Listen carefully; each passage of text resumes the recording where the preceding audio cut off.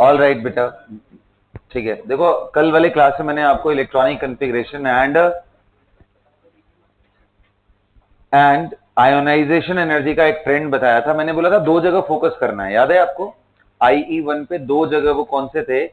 एक था जनरली, देखो वैसे लेफ्ट टू राइट जाने पे आयोनाइजेशन एनर्जी बढ़ती है क्योंकि एटॉमिक साइज जनरली डिक्रीज करता है, बट बहुत रेगुलर ट्रेंड नहीं है। आपने देखा होगा, मैंने बोला था आपको डी ब्लॉक में, बहुत रेगुलर ट्रेंड नहीं है। लेकिन हाँ, क्वेश्चन कहाँ पूछे जाते हैं, जैसे इधर ध्यान से देखो, लेफ्ट टू राइट जाओगे, जब भी left to right, whenever you will go, Z star increases and Z star increase कर रहा है and size decrease कर रहा है, तो आयोनाइजेशन एनर्जी इंक्रीज करना चाहिए। तो अगर मैं बात करूं क्रोमियम एंड मैंगनीज, और एक जगह मैंने बताई थी कॉपर एंड जिंक, बोला था IE1 कंपेयर करो, तो लेफ्ट टू राइट जब भी हम यहां से मूव कर रहे हैं तो इंक्रीज होना चाहिए, और होता भी है, कोई प्रॉब्लम नहीं है। इसका कॉन्फ़िगरेशन होता है आर्गन 3d5 एंड 4s1, और इसका होता है 3d5 4s2 मैंगनीज का। तो IE1 में तो यही ज्यादा है, मतलब मैंगनीज ही बेटर। लेकिन जैसे ही हम IE2 का बात करते हैं तो उसमें क्रोमियम बेटर होता है, क्योंकि एक इलेक्ट्रॉन निकालने के बाद ये 3d5 हो जाएगा और ये 3d5 4s1। इसका इलेक्ट्रॉन निकालोगे तो सीधा हाफ फील्ड का स्टेबिलिटी डिस्टर्ब करोगे, जबकि इसका निकालोगे तो इससे हाफ फील्ड की स्टेबिलिटी पे कोई फर्क। तो इसलिए IE2 में कौन ज्यादा हो जाता है बेटा? Chromium is better than that of manganese. सभी को ये बात समझ में आ रहा है? अच्छा जी, अब कॉपर एंड जिंक का ध्यान से सुनो। इधर यहां पे भी वही सेम स्टोरी है। IE1 में अगर आप देखो तो 3d10 एंड 4s1 है, इसका 3d10 4s2, तो जैसा होना चाहिए वैसा ही होता है। IE1 का ऑर्डर यही है, लेकिन जैसे ही आप IE2 देखते हो वैसे ही कॉपर बेटर हो जाता है जिंक से। रीजन है इसकी, एक इलेक्ट्रॉन निकालने के बाद इसका कॉन्फ़िगरेशन क्या हो जाएगा? 3d10, एंड 3d10 से इलेक्ट्रॉन निकालना is more difficult than this, क्योंकि इससे आप कौन सी स्टेबिलिटी। अब इसी को मान लो जनरलाइज करके एग्जाम में और क्या क्वेश्चन बनाए जा सकते हैं? क्वेश्चन बनाए जा सकते हैं, जैसे देखो मैंगनीज एंड आयरन का कॉम्बिनेशन ले लेते हैं, वैसे कोई भी कॉम्बिनेशन ले लो, इसका नॉर्मल कॉन्फ़िगरेशन क्या होता है जी? 3d5 and 4s2, 3d6 and 4s2, what it? बोलो, सब सही चल रहा है बेटा? ओके जी। तो अगर मैं बात करूं IE3 का, चलो सीधा 3 पे आते हैं। 3 का मतलब क्या? दो इलेक्ट्रॉन पहले ही निकाल दो, तो ये क्या बन चुका है? D5, और ये क्या बन चुका है? 3d6 एंड 4s2, यस और नो? अब बताओ इन दोनों में किससे इलेक्ट्रॉन निकालना डिफिकल्ट है? किससे इलेक्ट्रॉन निकालना डिफिकल्ट होगा जब हम किसकी बात कर रहे होंगे? IE3 की बात कर रहा हूं बेटा, क्या मजाक कर रहे हो यार तुम लोग? 3 का MnN इसमें, तो अगर आप डेटा भी चेक करोगे तो मैंगनीज का 3260 है, जबकि उसका 2962 है। कहने का मतलब IE3 will be greater for manganese than that of iron, है ना? आप डेटा चेक करो, आपको देखने को मिलेगा मैंगनीज एंड आयरन में IE3 में मैंगनीज इज बेटर। जबकि वहीं पे बेटा अगर आप IE1 एंड 2 के बारे में बात करोगे तो IE1 एंड 2 दोनों में ही ये बेटर है, और समझ में भी आता है। ऐसा कोई प्रॉब्लम भी नहीं है, क्योंकि इसका भी इलेक्ट्रॉन 4s से निकलेगा, इसका भी 4s से, दूसरा भी इसका इलेक्ट्रॉन 4s से निकलेगा, इसका भी 4s से, और Z स्टार हमें मालूम है कि लेफ्ट टू राइट जाने पे इंक्रीज कर जाता है, तो आयोनाइजेशन एनर्जी इंक्रीज। तो रेगुलर है IE1 एंड IE2, लेकिन क्या इरेगुलर है? IE3। जब थर्ड निकालना होगा तो ये D5 हो जाएगा, और ये D5 एंड D6 में Z स्टार से देखे तो इसी का बेटर था, लेकिन कॉन्फ़िगरेशन की स्टेबिलिटी से देखे तो इसका, तो ये डोमिनेटिंग फैक्टर है। तो ये पॉइंट आप क्या नोट करके लिख लोगे? ऐसे क्वेश्चन पूछे जाते, स्पेसिफिकली पूछे जाते हैं, सब चीजें थोड़ा ध्यान रखना है, नोट कर लो। IE1 and 2 of iron is more as compared to manganese, but IE3 of manganese is more than that of किससे बताओ? हाँ जी, manganese is better than that of iron.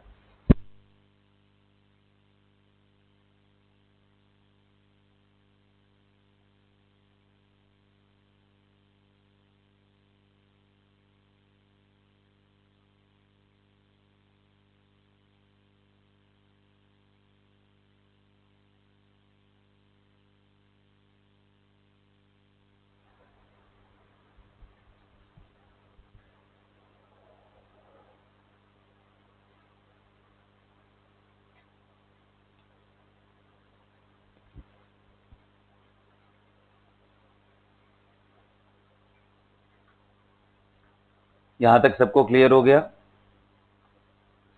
बोलिए बेटा। आयोनाइजेशन एंथैल्पी सबको क्लियर हो गई? बोलिए। Very good.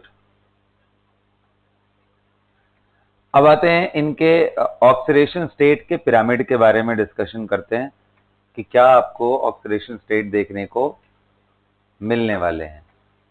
Got it? चलिए, oxidation states of elements of 3D series, oxidation states of elements of कौन सा 3D,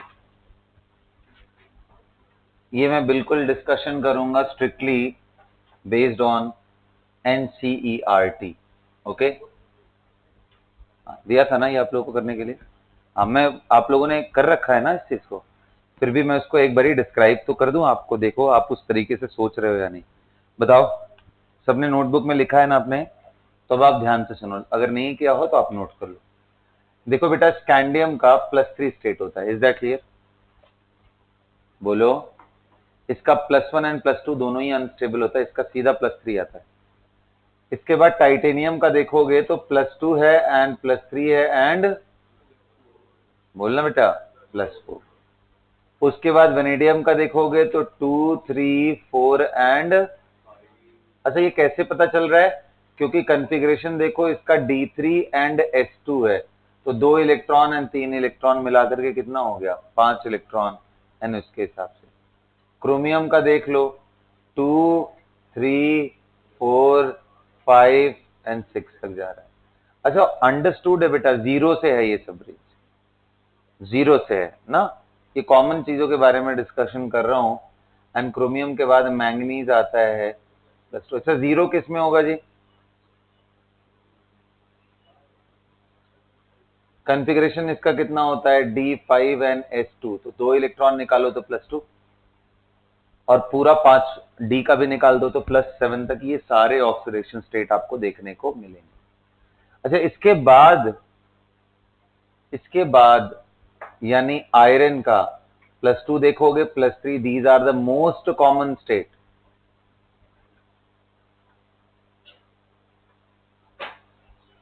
ये सुनो, चेक करो, +2 and +3 for iron is the most common state।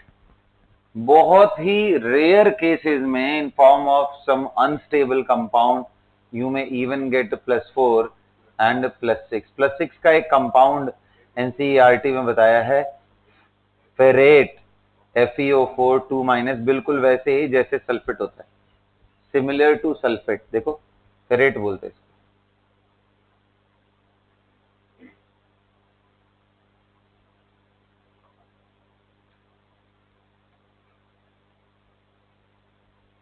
but it is highly unstable,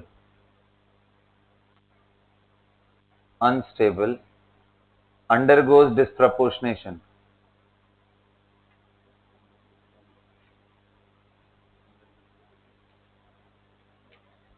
और क्या मिलता है डिस्प्रोपोर्शनेट होकर के? आपको आयरन का 3rd oxide and oxygen gas मिलता है। सॉरी, देखो एक बारी, आप अगर इसको पढ़ोगे, आपने अगर पढ़ा है, किसी किसी को ध्यान है? मैंने बोला था बेटा आप लोगों को पढ़ने के लिए। If any one of you remember this,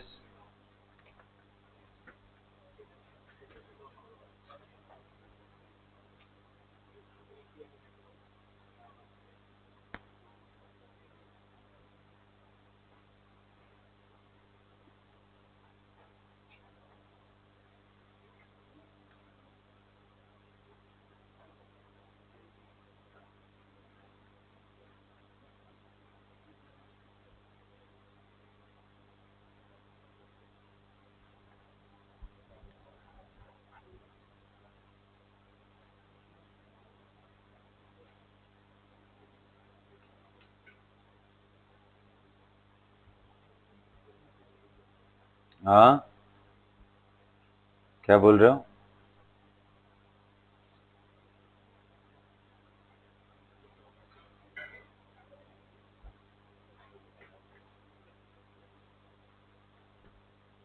लिख लिया, आयरन का बहुत रेयर स्टेट है, बट उसका मेन स्टेट कौन सा है बेटा? 2 एंड। आप देखो एनसीईआरटी में उनके मेन स्टेट को हाईलाइट कर रखा है बोल्ड करके, जैसे टाइटेनियम का +4, वेनेडियम का +5, क्रोमियम का 3 और 6, ये इसके मेन स्टेट है। वेनेडियम का कौन सा स्टेट मैंने आपको बताया? 5 एंड टाइटेनियम का 4। ये इनके सबसे कॉमन स्टेट है।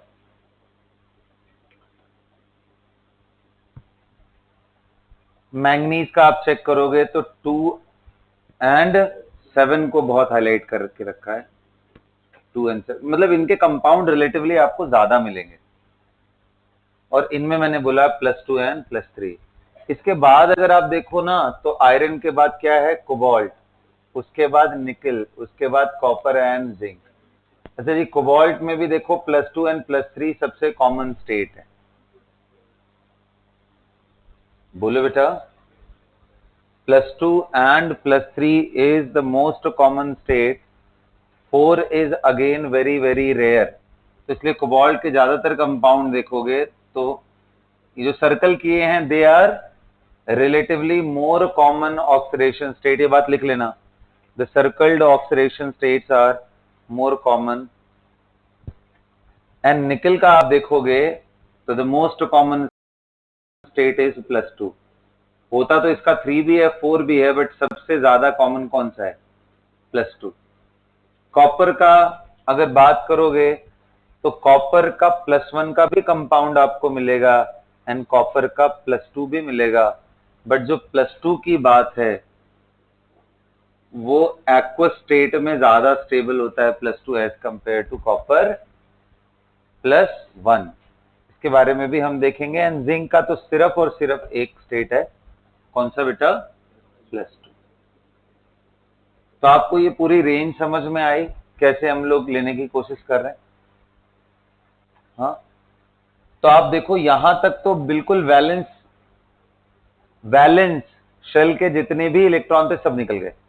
मतलब नोबल गैस कॉन्फ़िगरेशन करने के बाद हमारे पास जितने भी थे मैक्सिमा लेने के लिए सभी निकल गए, लेकिन उसके बाद इतने ज्यादा रिमूव नहीं हो रहे हैं। मतलब ऐसा नहीं है कि आयरन कोबाल्ट एंड निकल में हम फिर 8 9 एंड 10 तक पहुंच जाएंगे, ऐसा नहीं। जितना हायर स्टेट करोगे उतना ही कम कॉमन होता है। बस मैंगनीज तक हमें देखने को मिलता है 7। अच्छा बेटा, आयरन का 8 नहीं होता है ऑक्सीडेशन स्टेट, लेकिन आयरन के नीचे वाले जो है यानी ऑस्मियम, उसका कंपाउंड मिलता है OSO4, osmium tetroxide. Highest oxidation state osmium का उसमें +8 आपको देखने को मिलता है। समझ में आ गया सभी को? हाँ, तो ये तो डिस्कशन है किसका? जनरल ऑक्सीडेशन स्टेट की।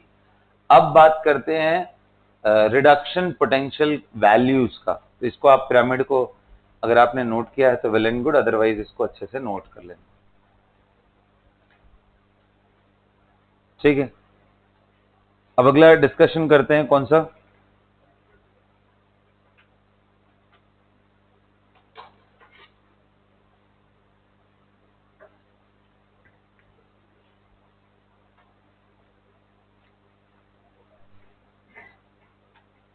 हेडिंग डालिए आप लोग।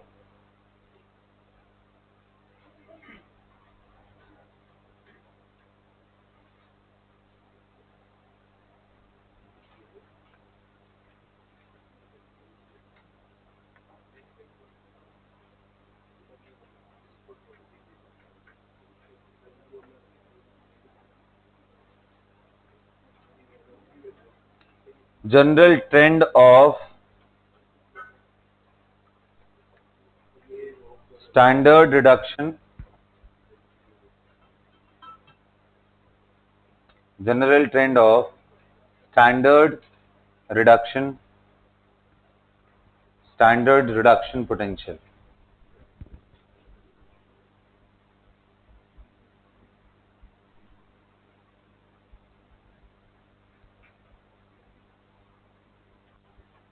ठीक है।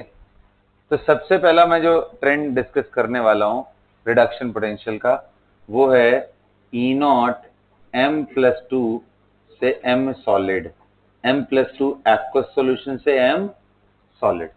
ध्यान रखना +2 स्टेट में सभी के सभी वाटर के अंदर मिलते हैं, इसके बारे में मैं पहला डिस्कशन करूंगा आपसे। General trend of m+2 to m, standard reduction potential of m+2 to m। अब पहले तो ये दिमाग में रखना है कि सर ये डिसाइड कैसे होता है। अच्छा, दूसरा हम लोग ना इलेक्ट्रोकेमिस्ट्री का भी थोड़ा मदद लेंगे, क्योंकि वहां पे भी वैल्यूज हमने याद करी थी ना। विल चेक कि कैसे यहाँ पे हो रहा है वैल्यूज। अच्छा जी, कैसे डिसाइड करते हैं m+2 से m का वैल्यू? तो देखो पूरा प्रोसेस है। कौन सा प्रोसेस है? तो देखो बेटा, मेटल कोई भी ले लो, चाहे जैसे मान लो आयरन ही क्यों ना हो, पहले उसको गैसियस फॉर्म में लेके आओ। बताओ गैसियस फॉर्म में लेके आओगे तो या तो मैं सब्लिमेशन एनर्जी लिखूं, या फिर कितने लोग कह रहे हैं डेल्टा एच के फॉर्म में इंथैल्पी ऑफ एटमाइजेशन। कोई दिक्कत? सॉलिड से डायरेक्ट गैसियस एटम्स में ब्रेक करने को क्या हम बोलते हैं? Process of atomization. उस प्रोसेस ऑफ एटमाइजेशन में हो क्या रहा है? Solid is getting converted into gas. इसको क्या बोल रहे हैं हम लोग? एटमाइजेशन प्रोसेस, इसलिए डेल्टा एच एटमाइजेशन भी बोलते हैं। इसके बाद क्या है? तो देखो मैंने बोला है कि m+2 तक जाना है, रिडक्शन पोटेंशियल चाहिए ना, m+2 तक। तो कितने लोग कह रहे हैं यहां से sir m plus gaseous and electron, and again from here m2 plus gaseous plus an electron, IE1 and IE2, first ionization energy and second ionization energy. इसके बाद कितने लोग बोल रहे हैं, क्योंकि हमारे पास वाटर है एक्सेस में, तो ये m2 प्लस एक्वस हो जाएगा। इसका मतलब ये जो +2 चार्ज है, ये चारों तरफ वाटर के साथ मल्टीपल आयन डाइपोल इंटरेक्शन करेगा, और इस प्रोसेस को क्या बोलते हैं? हाइड्रेशन। क्या बोलते हैं? और इससे एसोसिएटेड एनर्जी को क्या बोलते हैं बेटा? Hydration energy. तो यहाँ पे हाइड्रेशन एनर्जी इवॉल्व होगा। कौन सा एनर्जी आएगा? हाइड्रेशन। ऑफ कोर्स एक्सोथर्मिक होगा, डेल्टा एच हाइड्रेशन। तो बेसिकली अगर आप देखो इस पूरे प्रोसेस का जो डेल्टा एच है नेट फॉर m से m+2, that is sum of sublimation, या जिसको हम एटमाइजेशन बोल रहे हैं, IE1 and IE2 and minus जितनी एनर्जी निकल रही है हाइड्रेशन एनर्जी में। यस और नो? तो अब बताओ, बड़ा सीधा सीधा बात है, जितना डेल्टा एच नेगेटिव होगा वो प्रोसेस उतना ही फिजिबल होगा। यस और नो? बोलो बेटा। तो इसके लिए हमारे पास दो पैरामीटर है। एक तो डेल्टा एच का वैल्यू नेगेटिव कब ज्यादा होगा? जब हाइड्रेशन ज्यादा हो जाए, एंड दीज सम, ये जो वैल्यूज हैं इनका सम कम हो जाए। अब मजे की बात यह है कि सब्लिमेशन आयोनाइजेशन एनर्जीज का अगर आप ट्रेंड देखोगे तो बहुत रेगुलर नहीं है, इसलिए E0 m+2 से m का वैल्यू बहुत रेगुलर नहीं है, बट फिर भी एक टेंटेटिव आइडिया हमें लग जाएगा, वो अभी हम देखेंगे कैसे। तो ये पूरी चीजें मिल करके डिसाइड करती हैं बेटा कि कौन सा ऑक्सीडेशन स्टेट स्टेबल है, कौन सा नहीं है। कहोगे सर जब इससे कुछ होने जाने वाला है था नहीं, पूरे वैल्यू का आइडिया नहीं लगता एग्जैक्टली, तो आपने पढ़ाया क्यों? क्योंकि देखो एग्जाम में कभी कभी क्वेश्चन ये आता है, which of the following energy is not responsible for deciding the value of electrode potential। इस पूरे में कहीं तुम्हें लैटिस एनर्जी दिख रहा है? दिख रहा है? नहीं दिख रहा है। लेकिन अगर आप इस चीज को नहीं समझे रहोगे तो आपको बिल्कुल पता नहीं पड़ेगा कौन सी एनर्जी को रखना है, कौन सी एनर्जी को। तो लिखो factors affecting reduction potential value, and उसमें ये सारे एनर्जी टर्म को बढ़िया से एक्सप्लेन कर लो।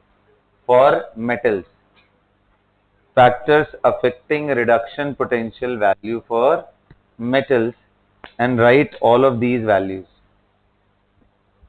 जल्दी लिखिए।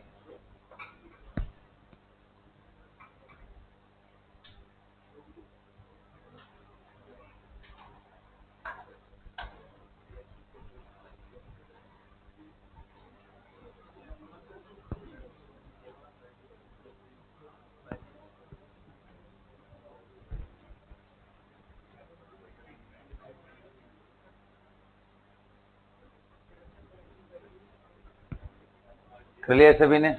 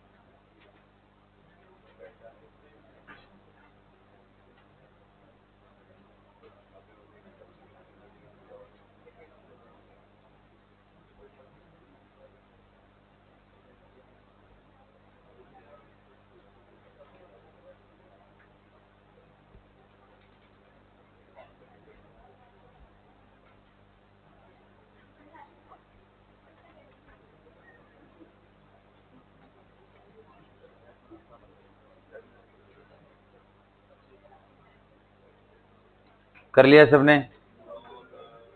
नोट करिए जल्दी।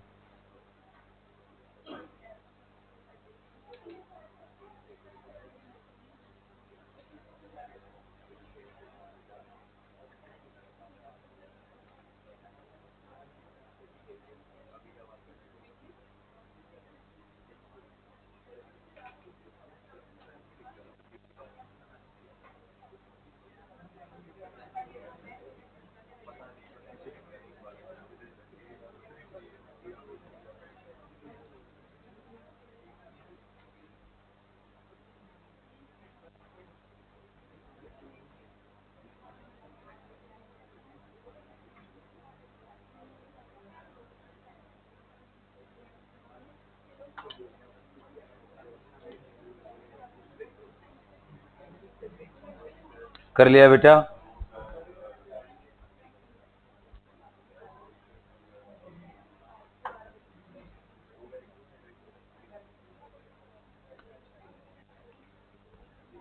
चलिए, तो what are the energy terms that are influencing the value of standard reduction potential? Ionization, sublimation and hydration. Lattice energy involvement is not there for the 3D series elements, right? अच्छा जी, अब एक important चीज देखो, अगर आप पूरे trend को देखो तो किस तरीके से क्वेश्चन आते हैं उस पर आपको बताता हूं। तो ई नॉट, अच्छा एक बात बताओ, E naught M plus two to M, इसकी value titanium, vanadium, chromium, manganese, iron, cobalt, nickel, copper and zinc, इन सभी के लिए हम वैल्यूज देखने जा रहे हैं। आपके हिसाब से जरा सोच करके बताओ, ये वैल्यू नेगेटिव होनी चाहिए m प्लस टू से m, या पॉजिटिव होनी चाहिए? नेगेटिव या पॉजिटिव सोच के बताओ, और क्यों आपके पीछे, मतलब मैंने पहले इलेक्ट्रोकेमिस्ट्री में डिस्कशन किया हुआ है इसका, बताओ। Metals generally oxidation state plus में जाना चाहते हैं, तो यानी प्लस से जीरो में जाने का टेंडेंसी उनका कम होगा विथ रिस्पेक्ट टू हाइड्रोजन, इसलिए ये वैल्यू क्या होते हैं, नेगेटिव। अच्छा जी, अगर इसकी वैल्यूज आप देखो, स्कैंडियम का क्योंकि मैंने आपको बताया था +2 स्टेट देखने को नहीं मिलता, इसलिए उसकी वैल्यू है नहीं, तो मैं आपको दिखाता हूं कि किसका, सीधा सीधा टाइटेनियम -1.63 है ना नेगेटिव, -1.18 नेगेटिव है, -0.9, ये वैल्यूज ध्यान में नहीं रहना है, ऑर्डर रखना है। -1 आयरन का -0.44, -0.28 निकल का है बेटा, -0.25 कॉपर का, वेरी वेरी इंपॉर्टेंट, क्या बताओ इसका प्लस होगा माइनस, हाँ जी प्लस, एकमात्र ऐसा 0.34, एकमात्र ऐसा है जिसका वैल्यू कितना होता है, पॉजिटिव, वेरी वेरी इंपॉर्टेंट, इसको हाईलाइट कर लेना। The copper is the only metal of 3D series which have positive reduction potential value, which have positive reduction potential, लिखो लो ये बात को बढ़िया से, copper is the only metal of 3D series which have, बोलो, positive electrode potential value कितना है, 0.34। वैसे ये वैल्यू याद हो गई होगी बेटा, इजंट इट, हमने इलेक्ट्रोकेमिस्ट्री में इनको बहुत यूज किया है, डेनियल सेल के अंदर हमने ये वैल्यूज आपको बताई थी, ये याद कर लोगे तो बहुत अच्छा है। 0.76 आता है उसका नेगेटिव के साथ, एंड दूसरे का आता है -0.34। याद करो, जिंक एंड कॉपर के इलेक्ट्रोड को अगर एक एनोड एंड कैथोड बना के रखे तो जो हमारा पोटेंशियल आता था वो आता था 1.1 वोल्ट, तो ये ध्यान रखना है।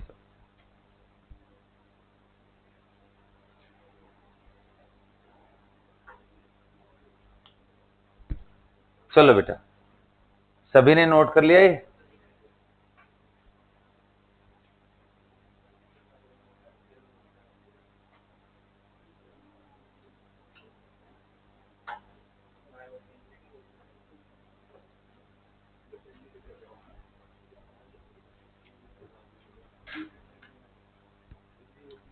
वैल्यूज नोट कर लिया, बोलो।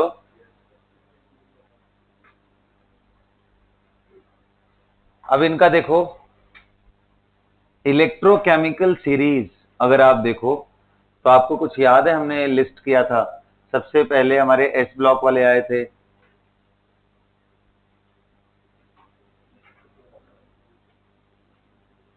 उसके बाद एल्यूमिनियम था, याद है ना, फिर उसके बाद याद है कौन आता था, मैंगनीज, फिर जिंक, फिर क्रोमियम, फिर आयरन, कोबाल्ट, ऐसे करके था ना वो पूरा लिस्ट, बोलो। तो यानी कि अगर इनकी बात किया जाए इलेक्ट्रोकेमिकल सीरीज के हिसाब से अगर देखा जाए तो सबसे ज्यादा इन सभी में रिड्यूसिंग पावर किसका है, जो खुद ऑक्सीडाइज होने का टेंडेंसी जिसका ज्यादा हो, तो सबसे बढ़िया कौन सा है, टाइटेनियम। अगर यहां रिड्यूसिंग पावर लिखा जाए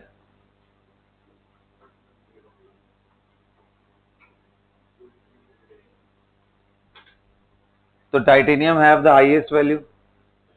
उसके बाद बताओ, वेनेडियम एंड मैंगनीज दोनों का पावर एक जैसा है। इसके बाद बताओ, बोलो ना, क्रोमियम आ रहा है, अरे बोलो बेटा, एंड क्रोमियम के बाद फिर आ रहा है जिंक, फिर कौन आ रहा है, आयरन, कोबाल्ट एंड निकल, यस और नो, इसमें कोई प्रॉब्लम नहीं है। और सबसे खराब किसकी हालत है पूरे देश में, 3D वाले देश में सबसे खराब हालत किसकी है? आप लिख सकते हो copper is not a reducing agent. Copper reducing agent है ही नहीं, क्योंकि उसका वैल्यू कितना आ रहा था? पॉजिटिव, यानी खुद ऑक्सीडाइज करने की टेंडेंसी उसकी नेगेटिव। नोट करके लिखेंगे कुछ इंपॉर्टेंट बात, नोट। बेटा जिंक को हम डाइल्यूट HCl से रिएक्ट कराते हैं तो ZnCl2 एन हाइड्रोजन गैस निकलती। कॉपर को डाइल्यूट HCl के साथ लो या कॉन्सेंट्रेटेड HCl के साथ लो, नो रिएक्शन। क्यों? क्योंकि कॉपर, हाँ, इलेक्ट्रोकेमिकल सीरीज में हाइड्रोजन से भी नीचे आता है, इसलिए ये रिएक्शन नहीं करेगा, जिंक करेगा। समझ गए ये बात?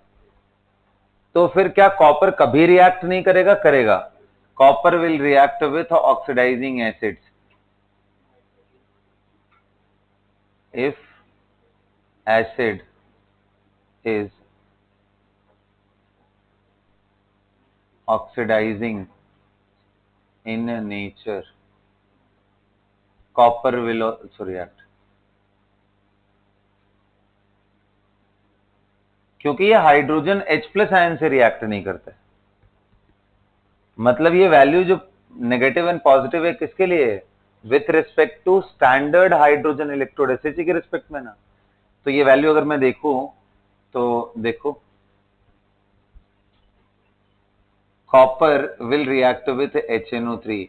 HNO3 अगर डाइल्यूट है तो ये कॉपर नाइट्रेट बनाता है और NO गैस। पहला चीज, अगर कॉपर के साथ HNO3 यूज किया कॉन्सेंट्रेटेड, तो इसका जो प्रोडक्ट आता है वो है कॉपर नाइट्रेट, कॉपर +2 स्टेट में ही, एंड NO2 गैस देता है। ऑफ कोर्स प्लस वाटर होगा, अंडरस्टूड है, यहाँ पे भी प्लस वाटर होगा। ये रिएक्शन नोट कर ले। This is first reaction and this is second reaction. तो कॉपर ऑक्सीडाइजिंग एसिड्स के साथ रिएक्ट करता है, but normally normal source of proton से उसका कोई रिएक्शन नहीं होता। याद रहेगा सबको ये? बोलो। चलो, बहुत अच्छी बात।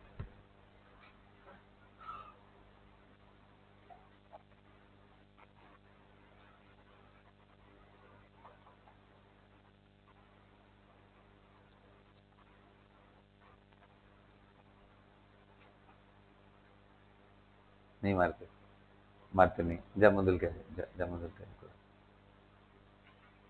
जाओ। हाँ? कोई बात नहीं।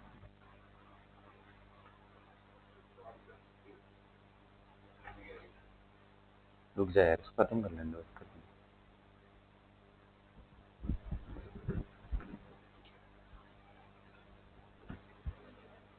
कर लिया बेटा?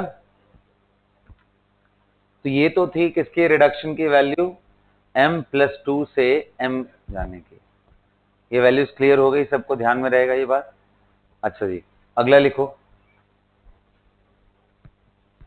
M+3 टू M+2, M+3 से M+2, इसमें सिर्फ 6 लोगों का कंपैरिजन है। Reduction potential from M+3 to M+2।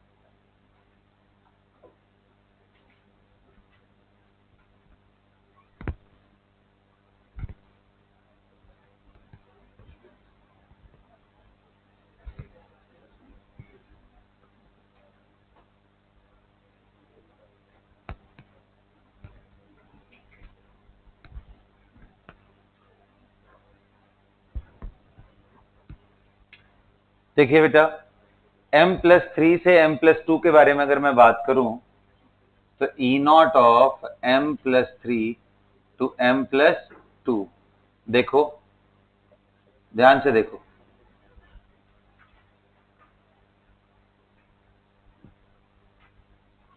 तो यानी अगर मैं बात करूं, ध्यान से देखना है सभी को, तो इसमें देखो यहां से शुरू करते हैं, मैंगनीज कोबाल्ट, क्योंकि याद है कोबाल्ट के बाद का स्टेट देखो, थर्ड स्टेट आपको नहीं मिलेगा, देखो बड़ा मतलब लेस स्टेबल था। देखो कोबाल्ट के केस में 2 3 मिल रहा है, Mn के केस में 2 भी मिलेगा, 3 भी है उसका, है ना? तो इनके केस में है ना, यहां तक समझ में आ रहा है सबको?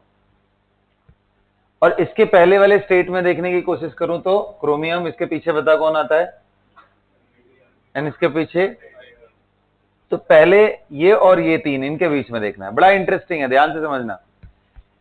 ये m+3 से m+2 जाने की टेंडेंसी, यानी अच्छा एक बात बता, m+3 से +2 का E0 वैल्यू अगर पॉजिटिव हो गया तो इसका मतलब रिलेटिवली पानी के अंदर +2 स्टेट की स्टेबिलिटी ज्यादा होगी एज कंपेयर टू +3, अगर पॉजिटिव हो गई तो।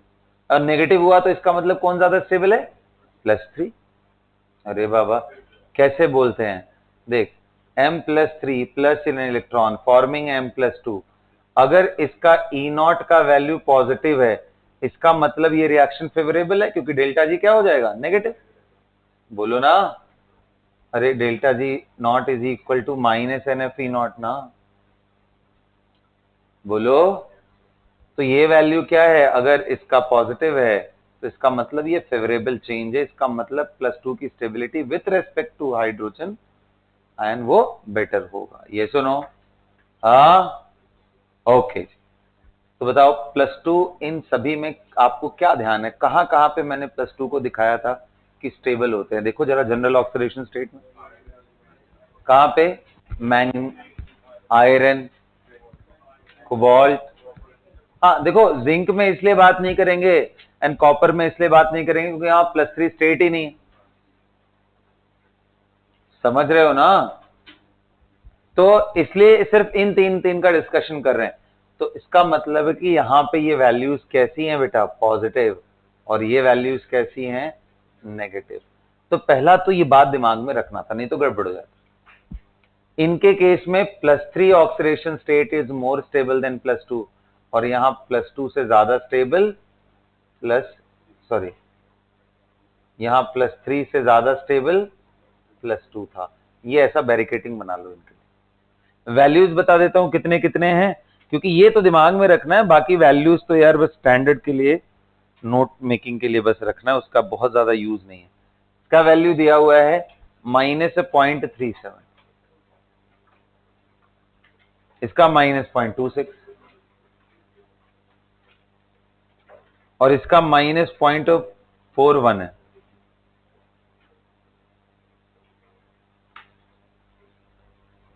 -0.41।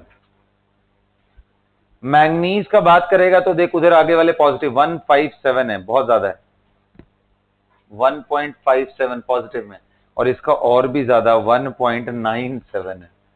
अब जरा आयरन का बीच में कम होता है 0.77।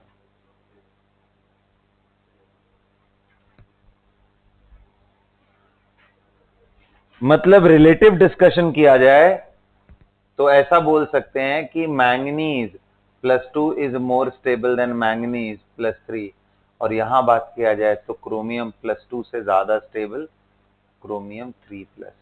ये मैं कहना चाह रहा था इन पूरे कहानियों से, समझ में आया? बोलिए। एक बार ही क्वेश्चन पूछा एग्जाम में, क्या क्वेश्चन पूछा था कि भाई क्रोमियम +2 कॉन्फ़िगरेशन बताओ, D4, एंड मैंगनीज +3 कॉन्फ़िगरेशन बताओ, D4, दोनों का कॉन्फ़िगरेशन D4 है, बोलो। लेकिन इनमें एक ऑक्सीडाइजिंग एजेंट है और एक रिड्यूसिंग एजेंट है, ये खुद का इलेक्ट्रॉन लूज करना चाहता है, इज अ रिड्यूसिंग एजेंट। जबकि ये खुद इलेक्ट्रॉन गेन करना चाहता है, यानी खुद रिड्यूस होना चाहता है, सामने वाले को ऑक्सीडाइज, इसलिए ये ऑक्सीडाइजिंग एजेंट है। क्या समझ में आ रहा है क्यों? Because of the reduction potential values and oxidation state stability. एक क्या है? ऑक्सीडाइजिंग एजेंट, और दूसरा क्या है? Reducing agent. आप अगर थोड़ा बहुत किताबें पढ़ते हो, एनसीईआरटी पढ़ रहे हो, तो वहां पे आपको एक बहुत प्यारा सा रीजन भी समझाया है। कितने लोगों ने देखा है इस चीज को? कोई मुझे बता सकता है? एनी वन ऑफ यू जिसने वो वैल्यूज के बारे में थोड़ा देखा हो और इंटरप्रेट किया हो, क्योंकि मैंने ये होमवर्क दिया था आप लोगों को करने के लिए कल वाले क्लास में।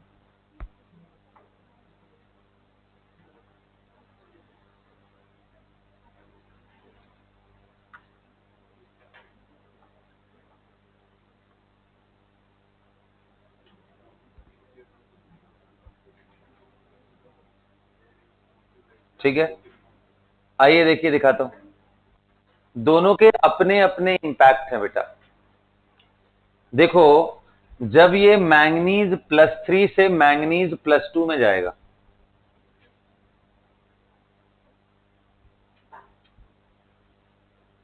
यहां पे आप लिख लोगे ना, since chromium is more stable in +3 state, whereas, ये क्यों होता है?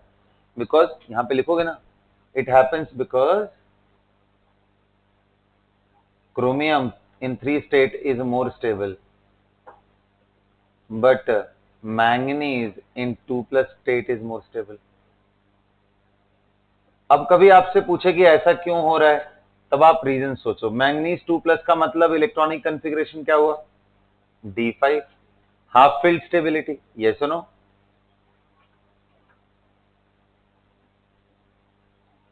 ये समझ में आ रहा है? मैंगनीज 2+ क्यों ज्यादा स्टेबल है? क्योंकि उसमें D5 है और हाफ फील्ड स्टेबिलिटी, यस और नो? लेकिन फिर आपसे कभी पूछे कि भाई क्रोमियम फिर क्यों ज्यादा स्टेबल है, तो क्रोमियम में तो कोई हाफ फील्ड नहीं है, क्रोमियम का कॉन्फ़िगरेशन क्या है? D3। तो देखो, नॉर्मल स्टेट में ये उतना हो या ना हो, बट एक्वस स्टेट में होता है। और उसका रीजन क्या है? कि जो डी के इलेक्ट्रॉन होते हैं ना बेटा, D3 का जो कॉन्फ़िगरेशन होता है, बेसिकली डी के जो पांचों ऑर्बिटल हैं वो दो पार्ट में टूटते हैं जैसे जैसे वो पानी के अंदर जाता है। अब ये चीज मैं आपको थोड़ा सीएफटी में एक्सप्लेन करूंगा कि ये ब्रेकडाउन कैसे होता है। D3 करने से तीनों के तीनों लोअर स्टेट में रहते हैं। जैसे फोर्थ करने जाओगे तो ऊपर वाले में रखना पड़ता है इलेक्ट्रॉन, और हायर एनर्जी में इलेक्ट्रॉन रखोगे तो उसकी स्टेबिलिटी कम हो जाएगी, जबकि लोअर स्टेट में रखोगे तो उसकी स्टेबिलिटी। अच्छा, इनके सेट के नाम होते हैं T2G, और इसको बोलते हैं EG। तो T2G3 electron is more stable as compare to T2G3 and EG1। That's the reason why we are getting chromium in +3 state as more stable than chromium in +2 state। तो ये बात दिमाग में रखनी है कि दोनों का कॉन्फ़िगरेशन D4 है, जबकि chromium +2 is behaving as an reducing agent, whereas manganese +3 is behaving as an oxidizing। Manganese का तो साफ समझ में आता है क्यों ऑक्सीडाइजिंग एजेंट है, क्योंकि +2 में जाओगे तो हाफ फील्ड कॉन्फ़िगरेशन मिलेगा। क्रोमियम का पता नहीं चलेगा आपको, उसको याद ही रखना है। अभी आगे चल के वो भी आपको मैं समझा दूंगा, लेकिन फिलहाल अभी आपको याद रखना। तो क्रोमियम क्यों है बेटा स्टेबल +3 में? क्योंकि D3 कॉन्फ़िगरेशन होता है जिससे उसका T2G हाफ फील्ड हो जाता है। तो T2G अगर हाफ फील्ड हो गया तो इसकी स्टेबिलिटी बेटर होगी एज कंपेयर टू अगर ये ऊपर की तरफ जा रहा है ना? उसका CFSE वैल्यू ज्यादा होता है, क्रिस्टल फील्ड स्टेबलाइजेशन वेरे।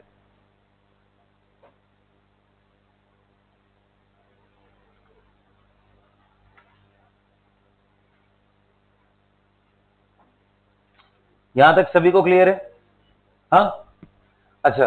अब एक और बात, इन सारे वैल्यूज को अगर आप ध्यान से देखो, और ये M+2 से कन्वर्जन, अब इसमें मैं कॉपर का एक स्पेशल केस लेके चलता हूं, लिखो।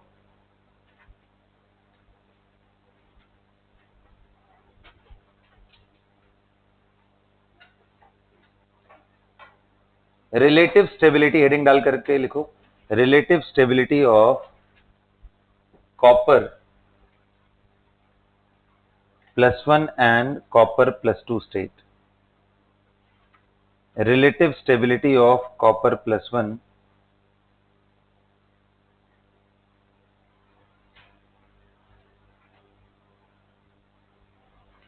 relative stability of copper +1 and copper +2 state.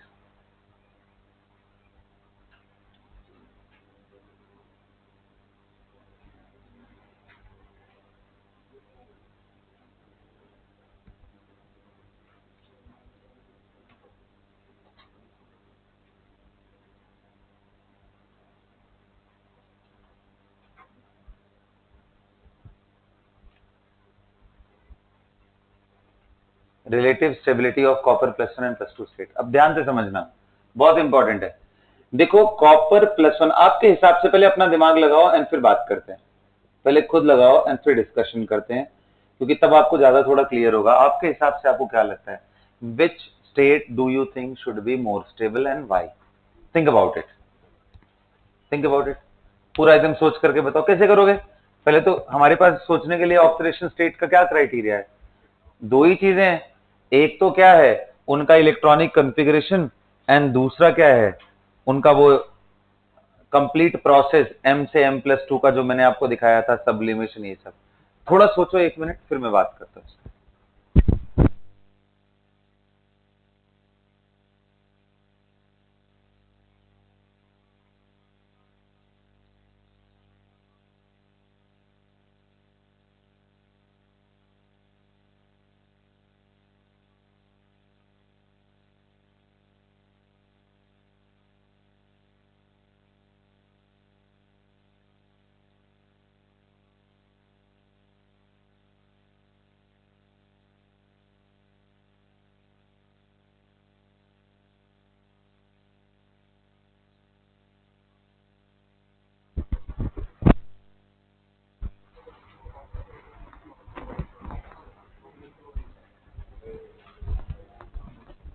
चलिए बेटा, किया जाए डिस्कशन, बोलिए। Very good. आइए देखिए, कॉपर +1 का जब आप कॉन्फ़िगरेशन करते हो तो क्या आता है, 3D10 एंड 4s0, जबकि इसका करते हो तो 3D9 4s0। सभी को आ रहा है? तो इलेक्ट्रॉनिक कॉन्फ़िगरेशन वाइज आपको क्या लग रहा है, कौन ज्यादा स्टेबल होना चाहिए? बोलो ना, कॉपर। अच्छा अच्छा, अब मैं आपसे दूसरा एक क्वेश्चन पूछता हूं कि जब भी पानी के अंदर स्टेबिलिटी की बात होती है, उसमें हाइड्रेशन एनर्जी भी एक इंपॉर्टेंट रोल प्ले करता है। बताओ, हाइड्रेशन एनर्जी कॉपर +1 का ज्यादा होगा या कॉपर +2 का ज्यादा होगा? तो हाइड्रेशन एनर्जी प्रोपोर्शनल किसके था, एक्सटेंट ऑफ हाइड्रेशन। और हाइड्रेशन कितना ज्यादा होगा वो कितने लोग कह रहे हैं, will be proportional to charge by size, यानी पोलराइजिंग पावर। पोलराइजिंग, हाँ जी, कहां पे 4s1? 4s बेटा कॉपर 29 होता है, 3D10 एंड 4s1 होता है, तो एक निकालोगे तो 0 हो जाएगा, दो निकालोगे तो 9। यहां तक सबको क्लियर है? मुझे एक बात बताओ, इन दोनों में ही ध्यान से सुनो, हाइड्रेशन एनर्जी अगर देखा जाए तो वो कॉपर +2 का काफी ज्यादा हो। तो अगर आप गैसीय स्टेट के बारे में बात करोगे कि बिल्कुल फ्री स्टेट में, तो आंसर क्या होगा, copper +1।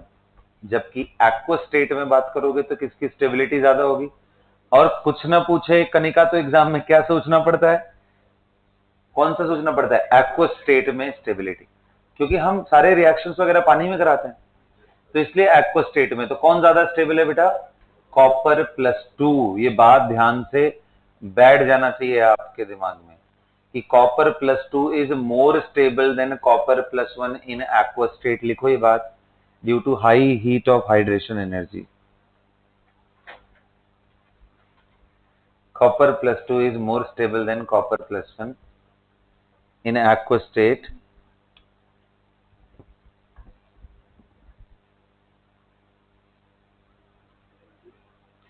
Due to high value of heat of hydration.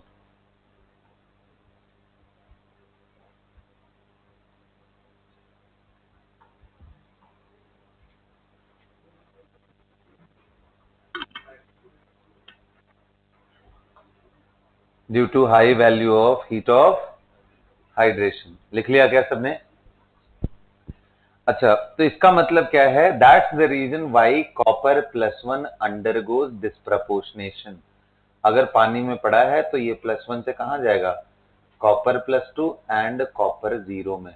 तो लिखो that's why copper +1 in aqueous medium undergoes disproportionation. That is why copper +1 in aqueous solution undergoes disproportionation and forms, बोलो, copper +2 and, क्योंकि ये aqueous state में क्या है? Unstable. तो खुद ही क्या हो जा रहा है? रिड्यूस, एंड खुद ही क्या हो जा रहा है? ऑक्सीडाइज। कॉपर +2 से +1 से +2 एंड +1 से 0 स्टेट में चला जा रहा है। सभी को क्लियर है ये बात? बोलिए, कोई दिक्कत किसी को नहीं है? अच्छा, बहुत अच्छी बात।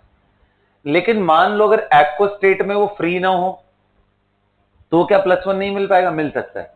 तो इसका मतलब जिनके साथ वो प्रेसिपिटेट बनाता है वहां +1 मिल सकता है, क्योंकि तब वाटर में वो फ्री नहीं है, और फ्री नहीं है तो हाइड्रेशन एनर्जी वाला टर्म गायब हो जाएगा। तो देखो, इसलिए बोलते हैं कि अगर कॉपर सल्फेट में, ध्यान से सुनना, बड़ा इंटरेस्टिंग है ये। कॉपर याद है, कॉपर +2 से कॉपर में जाना, इसका जो इलेक्ट्रोकेमिकल सीरीज से वैल्यू देखते हैं E0 का, वो वैल्यू पॉजिटिव था, याद है ना? पूरे 3D सीरीज में एकमात्र एलिमेंट है जिसका रिडक्शन पोटेंशियल पॉजिटिव हो, क्या था? कॉपर।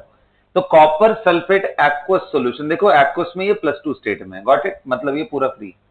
अगर इसके सामने पोटेशियम आयोडाइड डाल दो तो it converts potassium iodide into I2 and itself convert into Cu2I2 या सिंपली Cui, या फिर इसको Cu2I2 के फॉर्म में लिखा जाता है। ये प्रेसिपिटेट है, ये सॉलिड है। क्योंकि आपके दिमाग में आएगा सर +1 तो अभी बताया कि स्टेबल नहीं होता है, तो बेटा ये प्रेसिपिटेट है, इस वजह से इस फॉर्म में चला जाता है। एक्वस फॉर्म में है ही नहीं, अदरवाइज वो डिस्प्रपोर्शनेट करके +2 फॉर्म में चला जाता है। और कॉपर +2 एक ऑक्सीडाइजिंग एजेंट होता भी है, तो +2 से यहां +1 चला गया और यहां पे आयोडीन निकल गया। अगर आप इसको बैलेंस करके लिखोगे, और if you want to balance this reaction, copper sulphate aqueous +4Ki, ध्यान से समझना, it forms Cu2I2 and K2SO4, यहां पे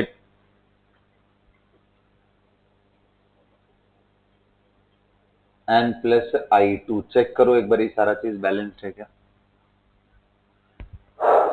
चेक करो, बैलेंस है क्या sir? This is a balanced reaction. और एक बात ध्यान में रखना है, very very important,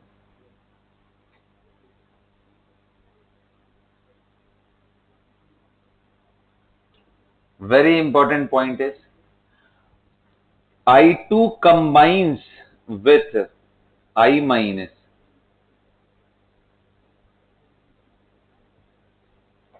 and forms KI3। ये एग्जाम में पूछा जाता है और ये होता है ऑरेंज कलर का, ऑरेंज ब्राउन, लिख लो, ऑरेंज ब्राउन सॉल्यूशन।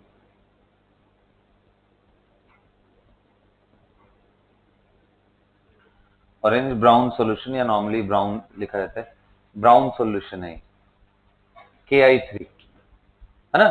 इस पे एक बड़ी कंपटीशन में क्वेश्चन आया था कि भाई आयोडीन एक नॉन पोलर कंपाउंड है, तो ये पानी में डालोगे तो नहीं घुलता है, नॉट सॉल्युबल। बट अगर इसी आयोडीन के साथ पोटेशियम आयोडाइड को भी मिक्स कर दिया जाए और फिर इसको पानी में ऐड किया जाए तो ये घुल जाता है। पूछा था ये क्यों होता है ऐसा? क्योंकि आयोडीन पोटेशियम आयोडाइड के साथ कंबाइन करके के plus and I3 minus species develop करता है। याद करो, I3 minus is a very popular species. हमने केमिकल बॉन्डिंग में उसकी ज्योमेट्री एंड शेप इन सब के बारे में कैलकुलेट किया था। I3 minus is a linear substance. तो ये वो कंपाउंड है जो इस तरीके से बनता है ना? तो ये इस तरीके से कन्वर्ट हो जाता है। Got it? तो ये बात नोट करके लिख लो। This is the very important reaction of copper which produces iodine. And इसका यूज करते, पता है कौन से रिएक्शन का पार्ट है ये? This is the part of आयोडोमेट्रिक titration. कौन सा पार्ट है ये? आयोडोमेट्रिक titration. This is a very famous reaction. ये एकदम याद कर जाना है सबको। ये जो तीनों रिएक्शन मैंने समझाए हैं ये एकदम दिमाग में, ये बहुत इंपॉर्टेंट रिएक्शन है।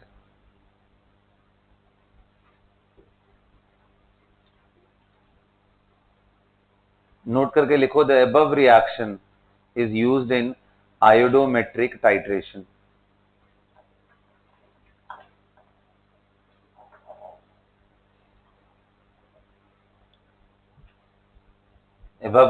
above reaction is used in, कहाँ यूज होता है ये? आयोडोमेट्रिक टाइट्रेशन।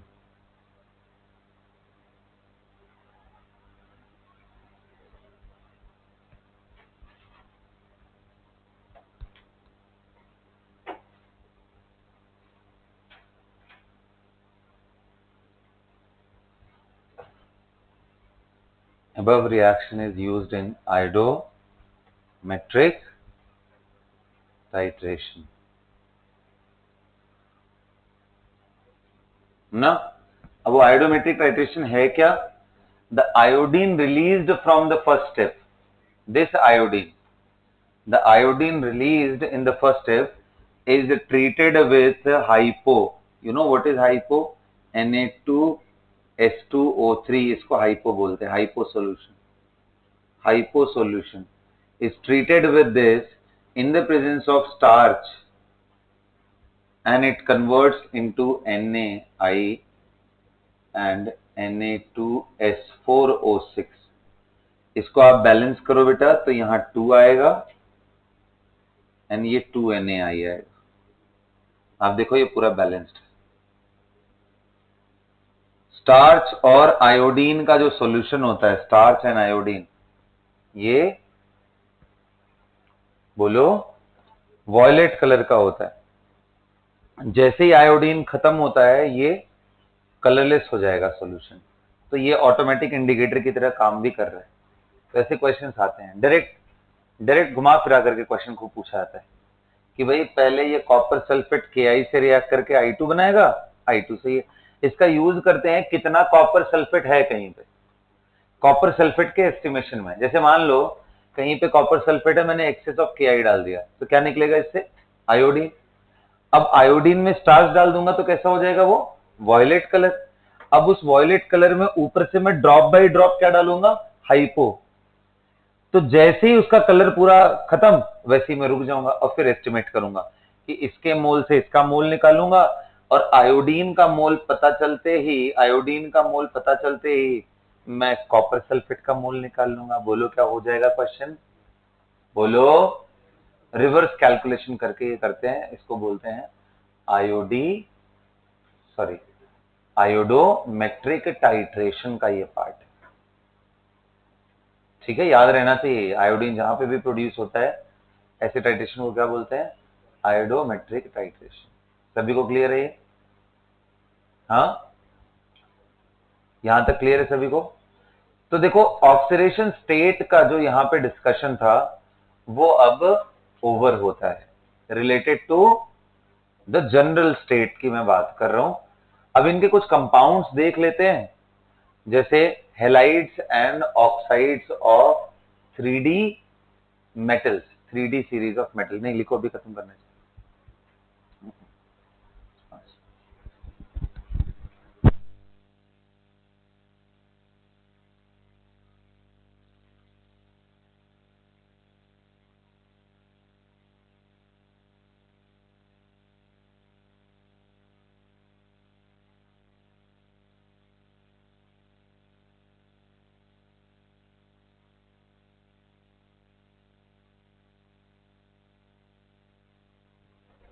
कर लिया सब लोगों ने यहां तक?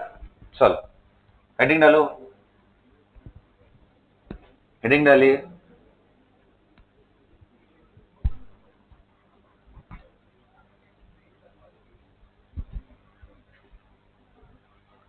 हैलाइड्स एंड ऑक्साइड्स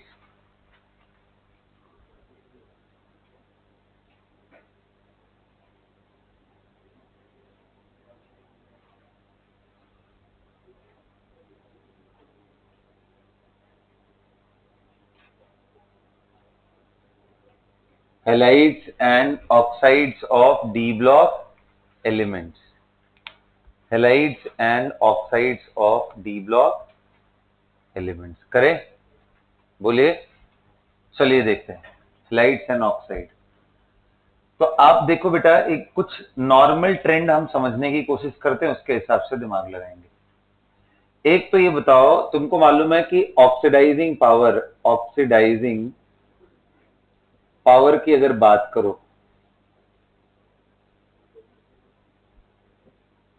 तो आपको मालूम है कि F2 is very powerful, then chlorine and then bromine and then iodine आता है। ये सुनो, रिड्यूसिंग पावर की बात करोगे, रिड्यूसिंग पावर इसमें आता है Cl माइनस से far better, Br minus and I minus is a good reducing agent. ध्यान रखना। और आपको मालूम है दो अपोजिट नेचर की चीजों को कभी साथ नहीं रख सकते, जैसे एक स्ट्रॉन्ग एसिड हो उसके साथ स्ट्रॉन्ग बेस नहीं रख सकते। तो वैसे ही ऑक्सीडाइजिंग एजेंट के साथ हम किसको नहीं रख सकते? Reducing agent.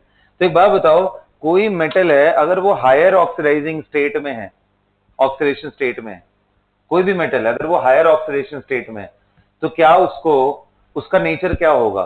वो हमेशा हायर को लोअर में चेंज करना चाहेगा, यानी ऑक्सीडेशन स्टेट को डिक्रीज करना चाहेगा। ऑक्सीडेशन स्टेट को डिक्रीज करने का मतलब क्या है? उसका खुद का रिडक्शन होगा। और काम कैसा करेगा फिर? Oxidizing agent.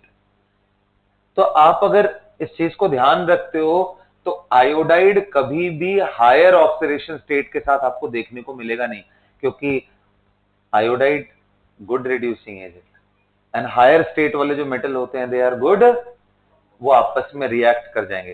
कभी आपसे पूछा जाए कि वाई Fe(I3) MnI7 Cr(I6) है ना, और आपसे पूछा जाए कि कोबाल्ट का iodide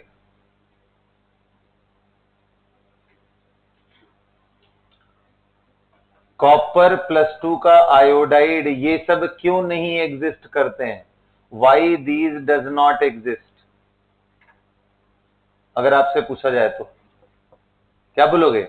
because I minus is good reducing agent and whereas metal in higher oxidation states are good oxidizing agent, so they will react with each other। इसलिए iodides आपको देखने को नहीं मिलेंगे।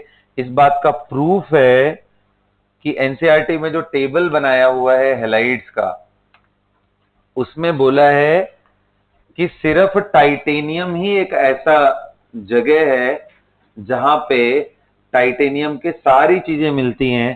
कहने का मतलब टाइटेनियम के +2 स्टेट में देखो,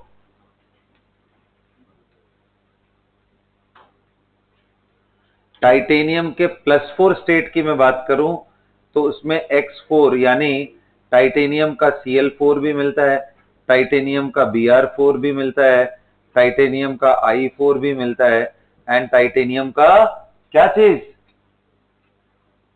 F4 भी मिलता है। ये सारे के सारे मिलते हैं टाइटेनियम। आप अगर ऑक्सीडेशन स्टेट देखना तो टाइटेनियम का मैंने +4 को ऐसे सर्कल कराया होगा, देखो सारा आंसर उसी जगह से निकलेगा। देखो +4 को कराया है ना, स्कैंडियम टाइटेनियम, स्कैंडियम का 3 एंड टाइटेनियम का, तो जब उसका ऑलरेडी वही स्टेट स्टेबल है, इसका मतलब that is not a oxidizing agent, क्योंकि फिर वो नीचे नहीं जाना चाह रहे। जबकि क्रोमियम +6 स्टेट में क्या होगा, ऑक्सीडाइजिंग, यस और नो। जबकि वहीं अगर आप वेनेडियम की बात करोगे, वेनेडियम की बात करोगे तो वेनेडियम का +5 स्टेट में only fluoride exist, in V+5 only fluoride exist, that is VF5 exists, but VCl5, VBr5, VI5 ये सब नहीं एग्जिस्ट करते, डज नॉट एग्जिस्ट। वहीं अगर आप लोअर स्टेट में बात करो तो सारे के सारे आपको देखने को मिलते हैं। लोअर स्टेट में अगर आप बात करोगे तो सारे हैलाइड आपको देखने को मिलेंगे, fluoride, chloride, bromide and iodide. But in lower state V+2 form all type of halide, मतलब chloride, bromide, iodide and fluoride सब मिलेंगे, क्योंकि यहां कोई प्रॉब्लम नहीं है। क्रोमियम का उसी तरीके से बेटा 5 एंड 6 स्टेट में सिर्फ फ्लोराइड मिलता है। When you talk about chromium +5 and +6 only form fluoride, जबकि वहीं अगर नीचे चले जाओ क्रोमियम 2, 3 एंड 4 तक, तो सभी के सभी कौन से फॉर्म में एग्जिस्ट करेंगे, fluoride, chloride, bromide and iodide, सारे फॉर्म्स मिलते हैं। अच्छा, जैसे जैसे याद करो हम लोग इधर की तरफ बढ़ते हैं, लेफ्ट से राइट, मेटल का अपना जो ऑक्सीडाइजिंग पावर है प्लस फॉर्म में अगर वो प्रेजेंट है, वो थोड़ा बढ़ता जाता है, रिड्यूसिंग पावर उसका कम हो जाता है, क्योंकि लेस नेगेटिव होती जाती है वैल्यू। वैसे वैसे इवन लोअर स्टेट में, जैसे ये रिपोर्टेड है किताब में कि मैंगनीज के बाद, सुन रहे हो मेरी बात, मैंगनीज मतलब क्रोमियम के बाद इवन +3 के अंदर भी किसी का आयोडाइड नहीं मिलता है, इवन +3 के अंदर भी किसी का आयोडाइड नहीं मिलता है। यानी मैंगनीज का MnI3 ये एग्जिस्ट नहीं करता है, आयरन FeI3 एग्जिस्ट नहीं करता, और आगे का चीज मैंने बताया था। तो इनके केस में सिर्फ क्लोराइड, ब्रोमाइड आपको देखने को मिलेंगे, और उसके हिसाब से आपकी स्टेबिलिटी आएगी। तो क्लियर हो गया ना, कैसे देखने की कोशिश करें। इसका जो सबसे इंपॉर्टेंट पॉइंट था वो कौन सा था, कि good oxidizing agent and good reducing agent को हम साथ नहीं रख सकते। तो ये पार्ट है बेटा, इसको बहुत अच्छे से आप पढ़ के रखोगे, ठीक है। So coming to the very very important and the last part of the oxidation state, and that is about the oxide,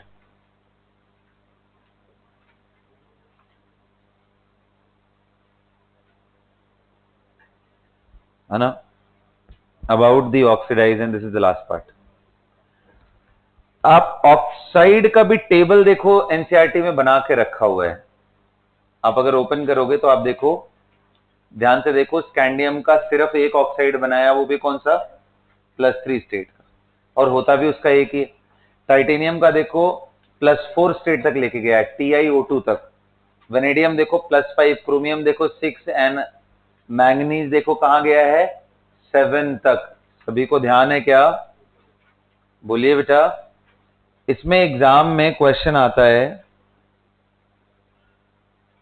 इसमें एग्जाम में क्वेश्चन पूछा जाता है कि रिलेटिव एसिडिक स्ट्रेंथ के बारे में ऑर्डर बताओ। क्वेश्चन लिखो तो,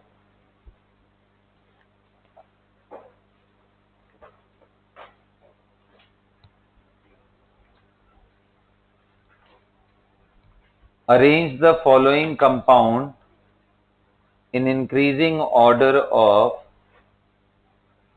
relative acidic strength।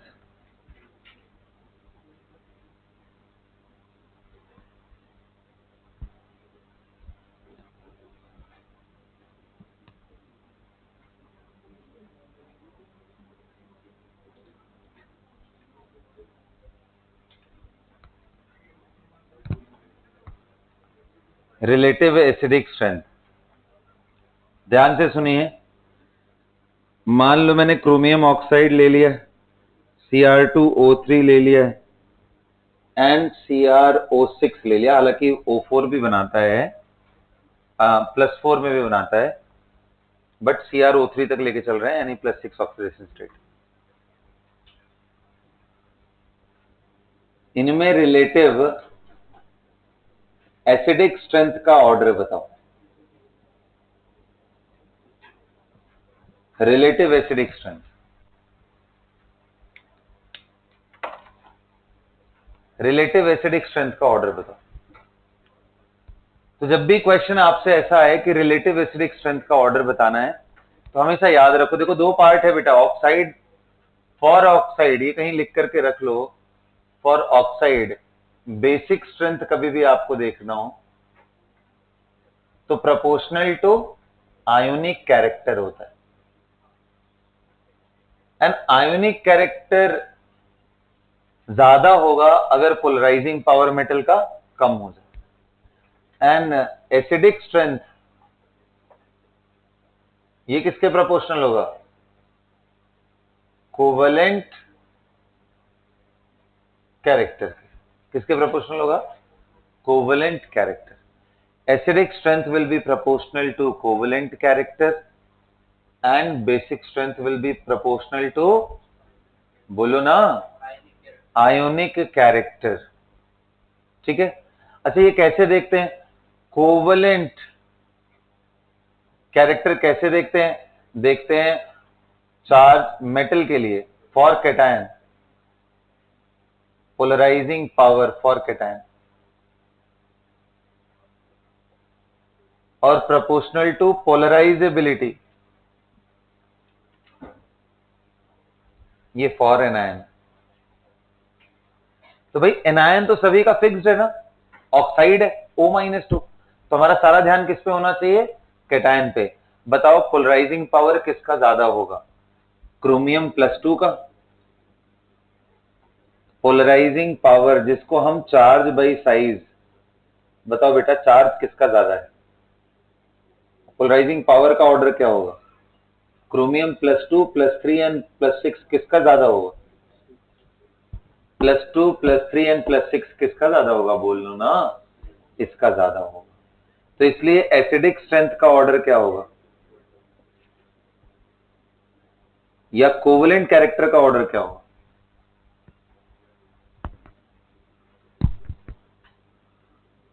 Covalent character का ऑर्डर CrO से बेटर, CrO6 नहीं है, CrO3 है।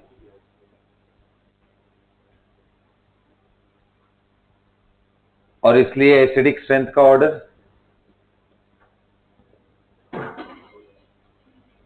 मतलब यार बड़ा आसान सा है, जितना ऑक्सीडेशन स्टेट बढ़ाते जाओगे उतना एसिडिक। पता है इनमें ये बेसिक होता है, ये एम्फोट्रिक होता है रियलिटी में, और ये एसिडिक होता है।